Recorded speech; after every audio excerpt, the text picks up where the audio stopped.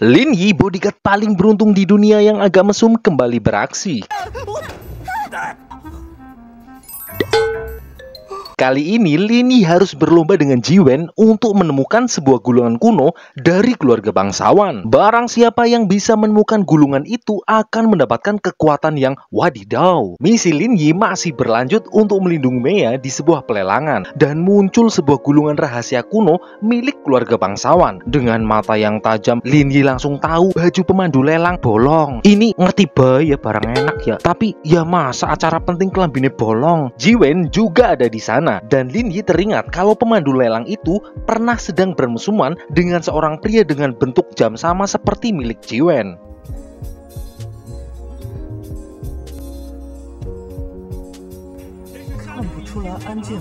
Wah, tumben sekali ini Jiwen suka wanita ya. Gulungan itu adalah kitab kulit kambing Etawa yang terjual kepada Mea, yang langsung menerima kitab itu. Terlihat sosok wanita tak dikenal hadir di sana. Ketika Mea membuka kotak harta itu, tiba-tiba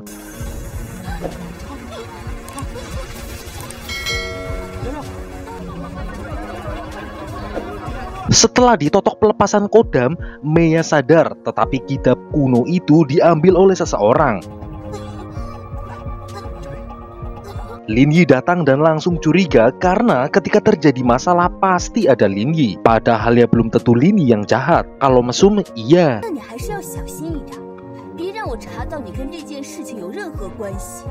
Kitab itu sudah dicuri oleh seseorang. Lin Yi menduga ada orang dengan kanuragan hebat yang mengambil kitab itu. Tiba-tiba kalung Mea menyala, mungkin karena dekat dengan gunungnya jadi sinyalnya kuat. Lin Yi curiga orang itu adalah Jiwen, tetapi Mea nggak percaya kalau Jiwen yang melakukan kejahatan.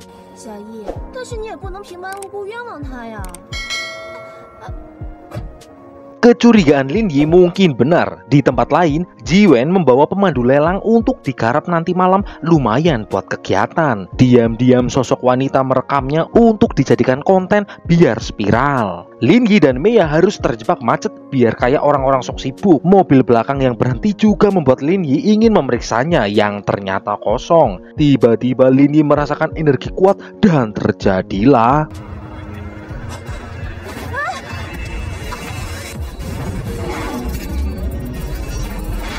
penyerang itu seorang gadis. Siapakah dia? Mungkinkah mantan Lin Yi yang minta tanggung jawab? Orang itu cukup hebat, tetapi Lin Yi masih lebih hebat.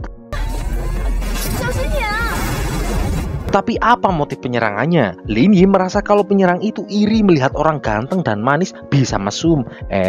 Lin Yi merasa kalau energi penyerang tidak asing. Lin Yi lalu menemui Yase, kali aja dapat pencerahan. Karena nggak salam, Lin Yi langsung dapat kaplokan. Lin Yi bertanya tentang buku rahasia keluarga bangsawan. Yase langsung terkejut mendengar itu. Lin Yi bertanya lagi, dan Yase terkejut lagi, sampai akhirnya Yase mengingatkan benda itu sangat berbahaya. Buku itu berasal dari zaman kuno, zaman Aku Urung Ono, dan kemunculan buku itu selalu dibarengi dengan bencana seperti korupsi 300 triliun, pagar laut misterius yang muncul, dan banyak lagi. Yase mencukupkan hanya itu yang Lin Yi perlu tahu. Malam harinya di rumah Mea kedatangan seorang pencuri. Alih-alih mencuri barang berharga, pencuri itu malah melihat bungkusan benda-benda empuk.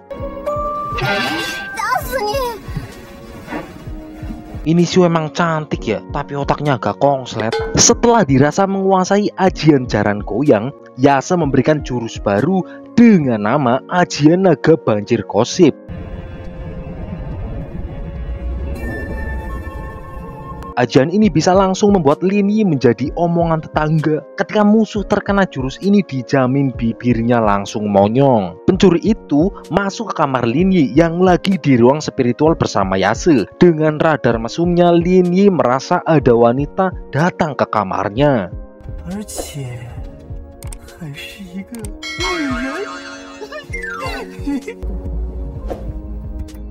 Pencuri itu lanjut ke kamar Mea. Lin Yi kemudian menyusulnya. Takut ngumpet di pegunungan Mea, Lin Yi melakukan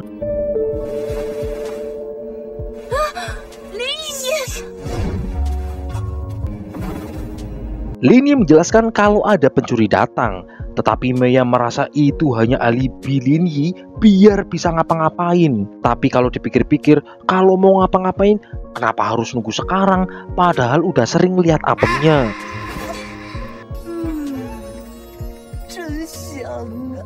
Lin Yi lalu menemukan jejak dari pencuri yang gak asing ternyata milik Ike Nuryati.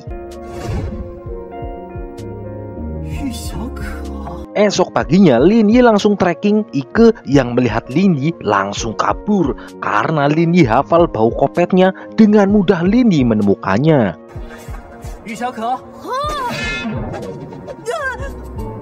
Ike menampik tuduhan yang dilempar oleh Lin Yi kalau Ike adalah maling. Mei diam-diam mengikuti Lin Yi. Lin Yi lalu menunjukkan giok milik Ike, tetapi tetap Ike nggak mengakuinya. Lalu Lin Yi mengancam kalau Lin Yi sudah mempelajari jurus melepas baju tanpa menyentuh. Wah, cocok ini. Mulai dari daleman atau yang luar dulu bisa diangsur. Tapi tetap Ike nggak ngaku.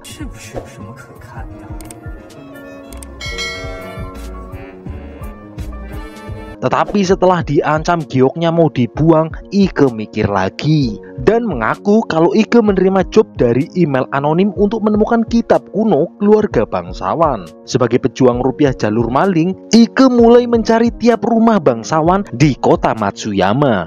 Sialnya malah ketemu Lin Yi. Tetapi Ike nggak tahu siapa yang menyuruhnya. Ike nggak tertarik dengan kitab kuno karena dengan Ike mencuri bakal diberi duit oleh pengirim email anonim itu. Dan nggak cuma 100 atau 200 ribu, tetapi 300 ribu. Makanya Ike mau. Anjir lah, nambah 100 doang.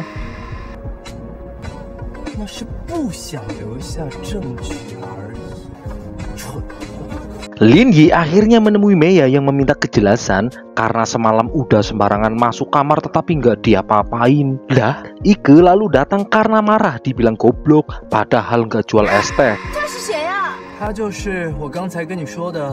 Lalu Ike malah bersikap lenjeh biar Mei cemburu. Kemudian Lin Yi menghubungi Feng karena keadaan Tuji makin parah. Setelah menggunakan berbagai metode cuci piring, Han Bin masih belum bisa menghilangkan racun yang malah semakin menyebar di tubuh Tuji. Ike lalu ingat kalau dia mempunyai cara kuno, tetapi jelas Ike meminta bayaran karena perjanjian sebelumnya dengan Lin Yi gagal untung.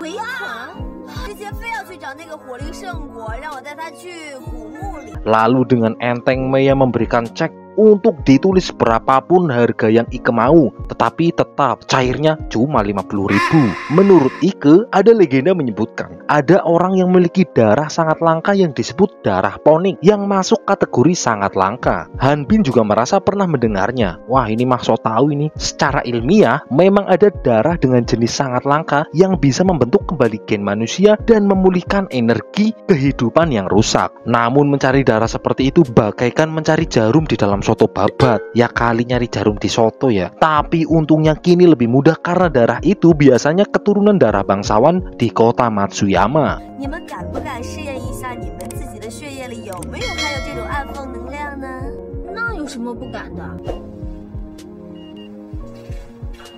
Setelah dicek ternyata darah Mei yang memiliki jenis darah ponik, jenis darah yang bisa menjadi obat penawar dan punya kekuatan lainnya. Sungguh sebuah kebetulan. Ya namanya juga film.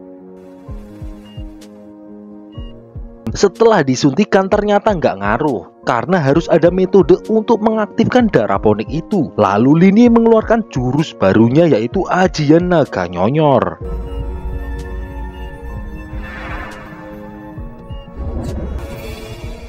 Benar saja, Tuji langsung sadar walaupun semaput lagi setelah ingat utangnya banyak. Mei lalu memberikan bayaran ke Ike setelah membantunya. Ike lalu memfoto Han Bin dan Tuji yang dirasa hubungan mereka agak aneh karena seperti musuh tetapi saling perhatian kayak orang PDKT. Ike mengambil kesimpulan kalau Han Bin dan Tuji bermusuhan karena rebutan Lin Yi.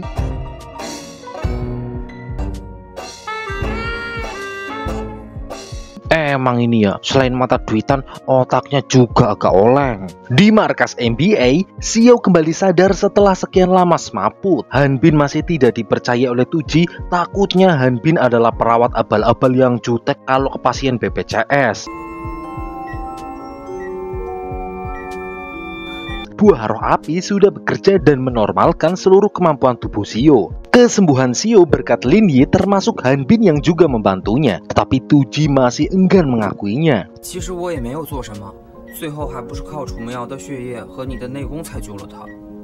Tu Ji menyusul Han Bin yang berjanji akan ngobrol dengan kepala yang dingin. Lalu Han Bin yang sedang santai-santai tiba-tiba langsung ditekel. Tu Ji masih menyimpan dendam karena Han Bin sudah membunuh adiknya. Tiba-tiba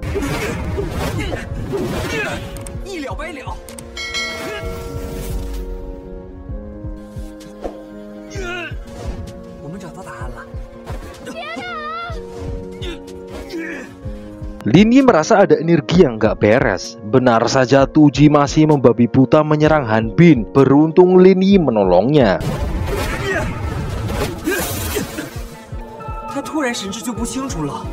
Ternyata ingatan Tu Ji masih amnesia dan kenangan Han Bin yang membantu menemukan buah roh api terlupakan. Ini kayak pepatah ini, bagaikan air susu dibalas susu beneran. Han Bin berencana akan meninggalkan kota Matsuyama dan mencari kehidupan baru. Sebagai penghormatan, Lin Yi lalu berencana mengadakan pesta perpisahan dan mengundang semua orang termasuk Tu Ji. Di rumah, karena Lin Yi telat, Meiya dan Sue cuma makan pop mie oleh-oleh kondangan ngune kaure. Lin Yi lalu mengajak Meiya dan Sue untuk membuat pesta perpisahan karena Han Bin mau merantau. Meiya sebagai ketua mahasiswa ya siap melaksanakannya. Setelah memilih baju yang memancing iman, Meiya curiga karena Lin Yi pulang larut malam, takutnya habis karaokean. Lalu Meiya mengirimkan WA ke Lin Yi yang sedang meditasi.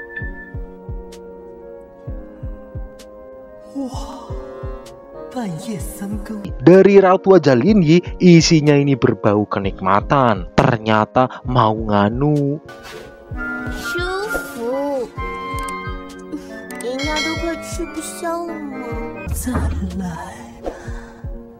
Meiya lalu datang dan bersiap memancing iman dan mulai pemanasan. Setelah dirasa kenceng, Meiya mulai beraksi.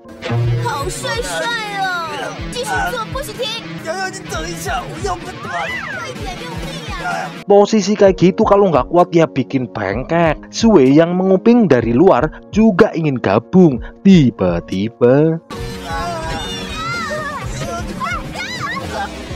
kirain ini ya udah teriak-teriak, udah ngapa-ngapain, malah pesta perpisahan dimulai. Mungkin ini sebagai penghormatan si Plenger. Tu Ji dan Xiao juga datang, termasuk Jiwen juga datang yang membuat Lin Yi sedikit dongkol. Han Bin ingin merantau karena ingin mengikuti ketertarikannya dengan cerita legendaris termasuk pencariannya dengan buku kuno dari Guru Qin. Dengan pengetahuannya, Han Bin juga tahu sebuah cerita legenda kalau di kota Matsuyama dibangun oleh keluarga kuno yang punya kekuatan hebat dan menjadi makmur. Tetapi tiba suatu kekacauan dan membuat keluarga bangsawan kacau dan saling bunuh karena berebut buku kuno. Lalu Lin Yi mengalihkan perhatian karena ingin mengajak Han Bin ngobrol berdua. Diam-diam Jiwen juga pergi. Yang diceritakan Han Bin benar sesuai literasi legenda yang dibacanya. Dengan kekuatan yang Lin Yi miliki, seakan legenda keluarga kuno itu benar-benar nyata. Namun perubahan zaman membuat orang-orang sudah nggak punya kekuatan lagi dan sedikit goblok karena kebanyakan baca quote TikTok tanpa bertindak hanya buat pembenaran diri. Nah loh, lalu Lin Yi mencari tahu tentang buku keluarga kuno. Han Bin memang pernah melihatnya di kitab kulit wedus. Diam-diam Jiwen mengupingnya dan di dalamnya kitab kulit wedus itu ditulis cara menggunakan buku kuno bangsawan. Buku kuno itu adalah gabungan kekuatan setiap keluarga bangsawan kuno yang berisi dari astronomi, rahasia medis, ilmu bela diri super, dan mungkin buku ini bisa membuat orang menguasai dunia. Tapi karena banyak diperebutkan, buku itu rusak dan hilang. Tiba-tiba Lin Yi merasa ada yang mengupingnya.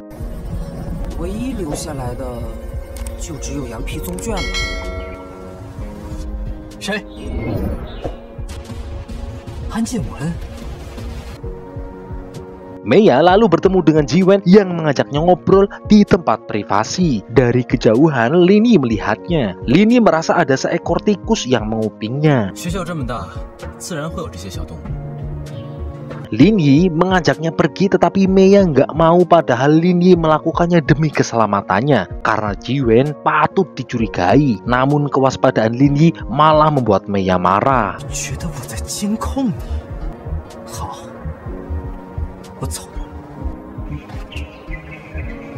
Jiwen lalu mencari tahu kitab kulit wedus yang dimenangkan Meiya di pelelangan yang ternyata sudah hilang. Mungkin memang ada orang yang percaya tentang legenda buku rahasia bangsawan. Dengan polos Meiya malah menceritakan kejadian yang terjadi setelah lelang, dari penyerangan orang misterius termasuk kemasukan pencuri di malam hari. Jiwen terlihat memiliki ketertarikan tentang buku kuno itu. Ketika akan mengajaknya pergi, Meiya melihat bekas luka gigitan yang dia lakukan ketika Meiya diculik.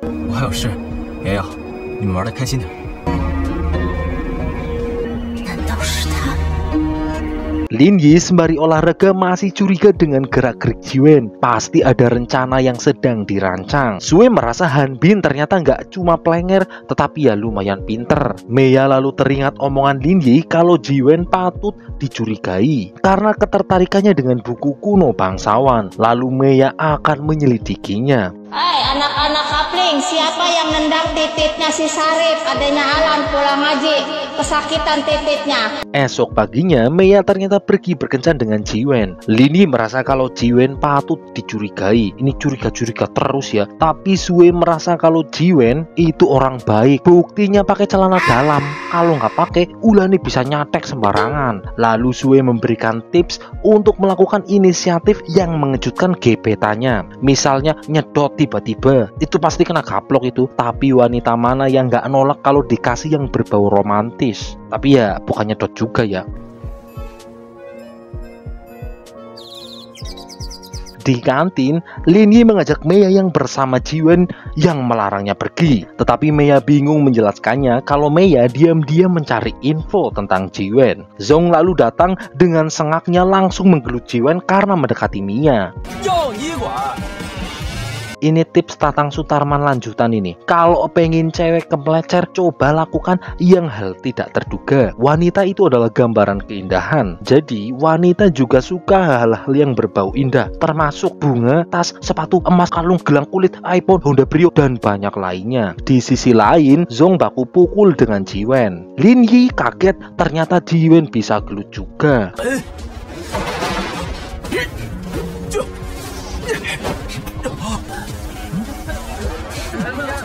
Mereka lalu keluar karena ada asap yang mengganggu dan pergelutan masih berlanjut.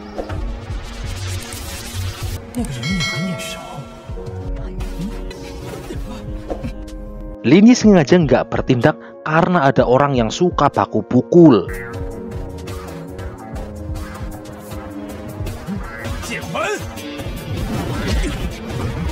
Jiwen lalu tahu kalau Tuji memang sengaja menguji kanuraganya dan sengaja terpukul. Berpura-pura lemah ternyata berhasil menipu Meiya dan membuat Meiya marah kepada Lin Yi.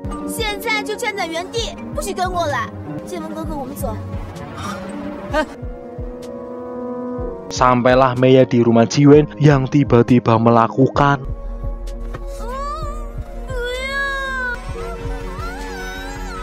ternyata cuma ngelamun. Karena gelut tadi, Meiya menolongnya untuk mengoleskan balsem, tetapi Jiwen malah birahi dan langsung udar-udar. Ternyata itu juga imajinasi Meiya. Meiya harus berjuang demi pencariannya, lalu pura-pura pergi ke toilet dan langsung mencari petunjuk.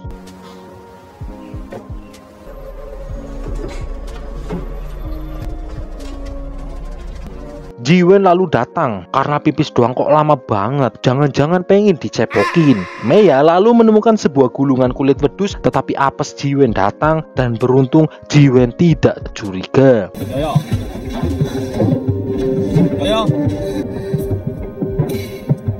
Wah. Karena ada tamu, mereka keluar, tetapi Jiwen sadar kalau lacinya berubah. Lin Yi lalu datang untuk membawa Meiya pulang karena sudah jatahnya menjadi pengawal Meiya untuk melindunginya dari bahaya. Lalu Meiya mengkode Lin Yi untuk pulang. Karena Jiwen merasa ada yang aneh, Jiwen menyuruh Meiya pulang.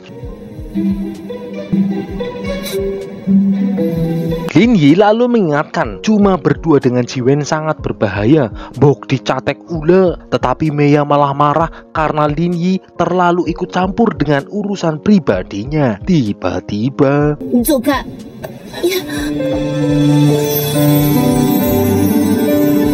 ini Lin Yi pintar bener ya. Jiwen sadar kalau Meiya mulai curiga wanita misterius itu adalah Yuning, masa lalu Lin Yi yang saat ini ingin bekerja sama dengan Jiwen untuk mencari buku kuno keluarga bangsawan. Dengan kemampuan Yuning mereka pasti bisa menggunakannya. Kini Jiwen sudah mempunyai kitab kulit wedus itu.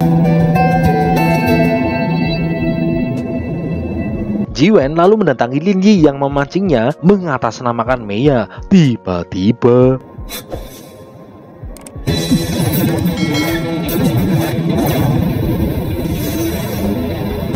mereka adu mekanik dan saling jual beli serangan. Lalu Meiya datang.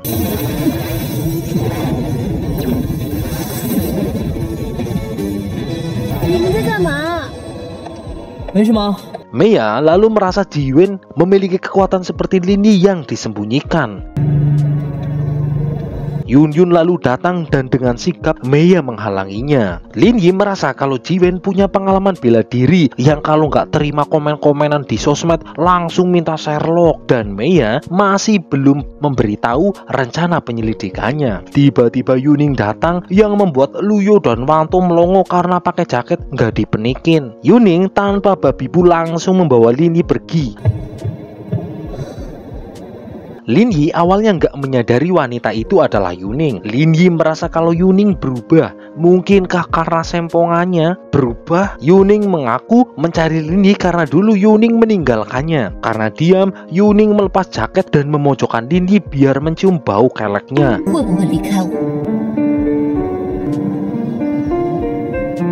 Lin Yi meninggalkannya ya karena joblistnya sudah selesai, dan saat ini Lin Yi sudah ada tugas lain. Setelah Yuning menyerang, Lin Yi menyadari kalau Yuning lah yang menyerangnya.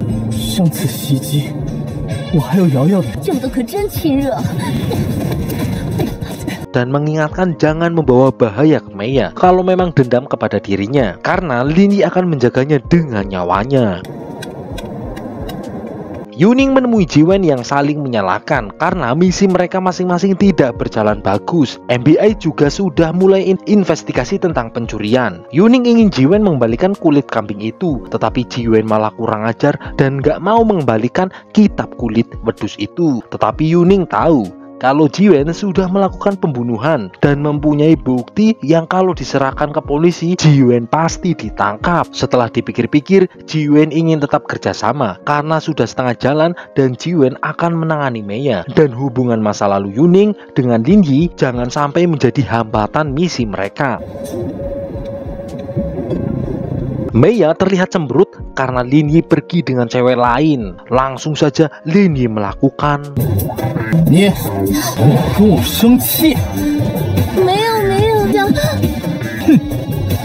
Tapi ternyata itu juga cuma imajinasi. Akhirnya Lin Yi memberikan bunga sebagai permintaan maaf, dan itu pun baru bayangan. Lalu Jiwen menemui Meiya yang mengajaknya ke restoran sup buntut kuda yang dijamin isinya rambut semua. Lalu Lin Yi datang yang membuat suasana memanas. Jiwen langsung jadi kompor kalau Lin Yi yang tadi COD-an sama pacarnya, yang membuat Meiya gelisah. Isu pacar itu satu sekolah juga tahu. Sue membantu kalau Yuning hanyalah objek misinya. Jiwen lalu menyamakan kalau Meiya juga objek misinya kali ini yang nantinya juga akan ditinggalkan. Lin Yi kemudian menjelaskan kalau berbeda dengan Meiya, Yuning gak ada perasaan khusus buat Lin Yi. Emang pinter ini Jiwen ya bikin pakar-pakar. 还想癞蛤蟆吃天鹅肉，都不会让动他一根汗毛的。 Meiya masih marah Kemudian Sue menenangkannya kalau Yuning hanya masa lalunya dan gak ada hubungan apa-apa. Tapi Lini sudah lama menjadi bodyguardnya. Kali aja pernah lihat apanya juga. Itu membuat Maya minder. Maya merasa apa dia kurang cantik. Tetapi Sue yakin Lin Yi pasti memilihnya. Yun Yun sudah jadi saingan. Kini malah nambah lagi saingannya. Apa mungkin karena kedekatannya Maya dengan Jiwen sehingga Lini nambah target lagi. Lalu Maya bilang kalau Maya curiga kalau Jiwen adalah orang yang menculiknya.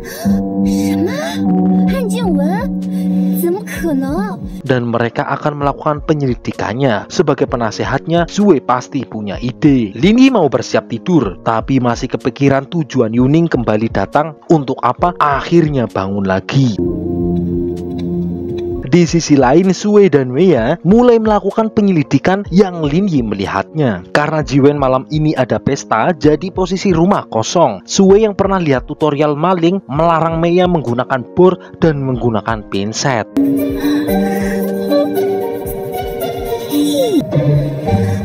Belajar malingnya nggak sia-sia, Sue berhasil membuka pintu itu. Lin Yi lalu datang dan menyadari kalau Sue lagi cosplay jadi tekek. Dengan gagap Sue nggak bisa menjelaskannya.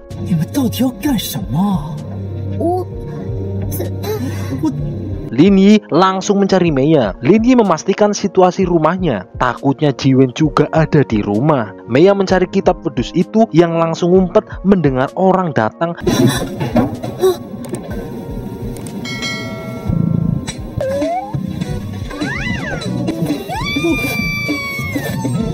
Di luar sedang bingung mau pipis di mana, Sue kaget karena Jiwen sudah pulang. Jelas ini berbahaya. Ketika akan keluar, Jiwen malah masuk. Dengan cepat Lin Yi bersembunyi di lemarinya.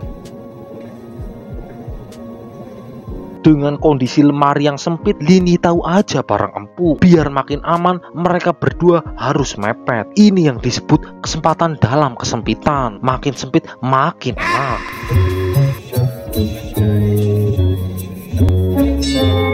Dan apes kitab kuno itu diambil oleh Jiwen. Jiwen kembali ke lemari itu. Beruntung Jiwen menerima SMS dan part ini pun selesai sampai di sini. Next part, selain bertarung dengan keimanan, Lin Yi masih mencari tahu bukti untuk kejahatan Jiwen. Perusahaan grup Pengsu juga diserang isu pembunuhan, termasuk terbunuhnya orang terdekat Maya. Siapa ya gue? Isu tak sedap juga menerpa Lin Yi yang dianggap hombreng. Gimana Lin Yi menampik isu hombreng itu? Apakah dengan menunjukkan pentungannya? Pokoknya tetap stay tune. Dan Mimin akan sangat berterima kasih kalau kalian sudah subscribe channel ini biar Mas Boy makin sering menghibur kalian. Matur nuwun.